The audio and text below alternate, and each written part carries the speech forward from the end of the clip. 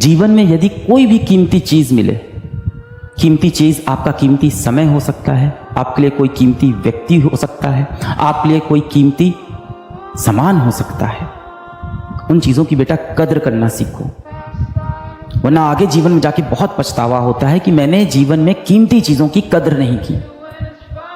अक्सर आप देखो हमारे माता पिता क्या होते हैं,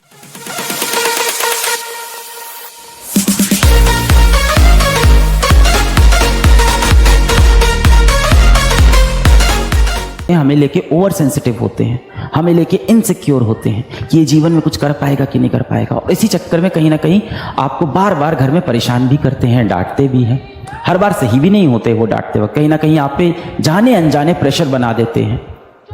ये देखो पड़ोसी के बेटा इतना नंबर लेके आ रहा है, वो देखो वाली मौसी का बेटा कितना अच्छा कर रहा है, वो देखो अंजू बुआ की बेटी कितना अच्छा एग्जाम निकाल दी है, वो तो अभी IAS बनने जा रही है, तुम क्या करोगे। गलत है, सही बिल्कुल नहीं, बहुत गलत काम करते हैं ये, वो नहीं करना चाहिए। पर इसके पीछे का कारण समझते हैं ना, हम सब तो पढ़े लिखे लोग हैं। कारण क्या है? कारण है उनकी इनसिक्योरिटी। उन्होंने जीवन में आई उन अपॉर्चुनिटीज का, उन कीमती चीजों का कद्र नहीं किया। वो चाहते हैं कम से कम जो उनका बेटा है, उनकी बेटी है, वो कद्र करना सीखे सही चीजों। This is all they want for you. And I am not at all saying कि जो पेरेंट्स आपको डांटते हैं, जो आपको कंपेयर कर देते हैं दूसरे लोगों से, दूसरों के बच्चों से, वो सही है, बिल्कुल भी सही नहीं बेटा, वो बहुत गलत चीज है। पर उसके पीछे कारण देखो ना, शायद उनकी परवरिश ही ऐसी हुई है। उनके जमाने में हो सकता हो लोग इतने अवेयर ही नहीं थे, उनको किसी ने इस चीज की शिक्षा ही नहीं दी कि बच्चों को कंपेयर नहीं करना चाहिए, उनको नहीं पता ये सारी बातें। आपको पता है ना। अब देखो आप जिस दिन माता पिता बनोगे, आप तो अपने बच्चों को नहीं कंपेयर करोगे ना लोगों से। आई होप इतना तो आपने अपने जीवन से सीख लिया होगा ना, कहीं गलत चीज तो नहीं सीख ली है। कई बार क्या होता है कि हम लोगों से बहुत दिल लगाते हैं, बहुत प्रेम करते हैं, सब अच्छा करते हैं, अपनी तरफ से पूरे ऑनेस्ट रहते हैं, पर दुनिया कठोर है। दुनिया हमें छल दे देती है, सामने वाला व्यक्ति हमें छल दे देता है, हमसे चीट कर देता है, हमें धोखा दे देता है, हमें तड़पा देता है, परेशान कर देता है। एक बार बात करने को आपको तरसा देता है, आप बोलते रह जाते हो प्लीज मेरे मैसेज का रिप्लाई कर दो, प्लीज कॉल उठा लो। 10 कॉल आप करते हो, ब्लॉक हो जाते हो, दूसरों के नंबर से कॉल करते हो, और फिर आपके इस इनोसेंट से दिल में चोट पहुंचती है।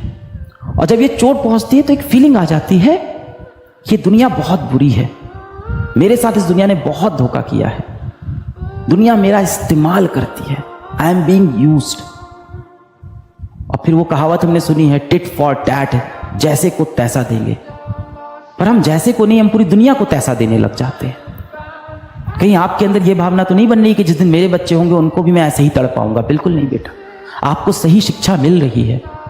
हो सकता हो किसी कारण से आपके माता पिता को शिक्षा मिल ही नहीं पाई हो, अंत में वो यही चाहते हैं आप भला करो, पर उन्हें तरीका ही नहीं पता। उन्हें पता ही नहीं कि आपसे आराम से बैठ के बात करने से भी चीजें सही हो सकती है। उन्हें पता ही नहीं कि आप अपना दर्द, अपनी कमजोरी, अपने सीक्रेट्स बाहर जाके दुनिया में अनजानों से बताने लगे हो, और अपने माता पिता से अपनी कमजोरी तक शेयर नहीं कर पा रहे हो, अपनी परेशानियां नहीं शेयर कर पा रहे हो। ये चीज वो रियलाइज ही नहीं कर पाते। बहुत ज्यादा उनकी बात दिल पे चोट करे तो छोड़ दिया करो, जाने दिया करो। हमारे ऊपर उनके अनेकों एहसान हैं, कह सकते हैं।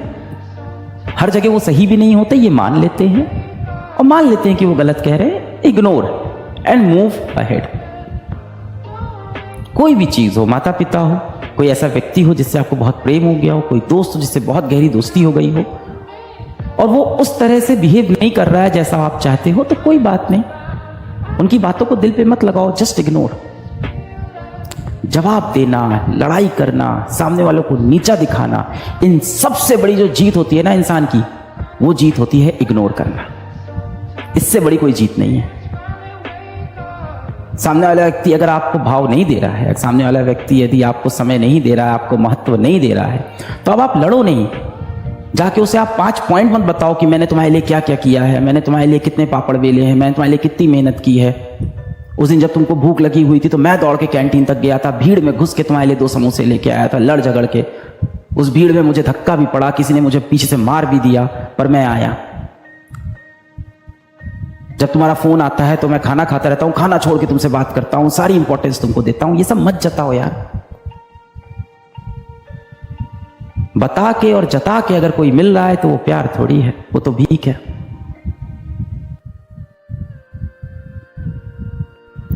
किसी के आगे गिड़गिड़ा के, उसके पैर पकड़ के, उसको अपने सारे एहसान जता के अगर तुम जीत भी लेते हो तो वो कुछ समय तक ही आपके साथ रहेगा।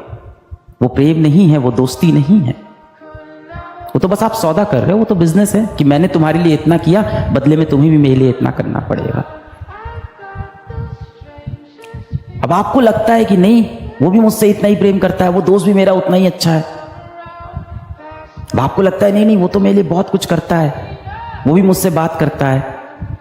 सर देखो ना, मैसेज में उसके भी हमेशा रिप्लाई आते हैं।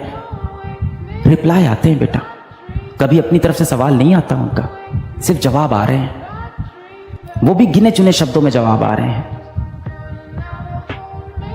बात करने के तरीके से समझ में आ जाता है, और जिसको सच में आपकी इंपॉर्टेंस हो उसका जवाब कभी भी एक शब्द में नहीं आता है। अपने आप को मेंटली स्ट्रांग करो। आप जो चीजें सामने दिख रही हैं उनको उस तरह से एक्सेप्ट करना सीखो, उनसे लड़ो नहीं।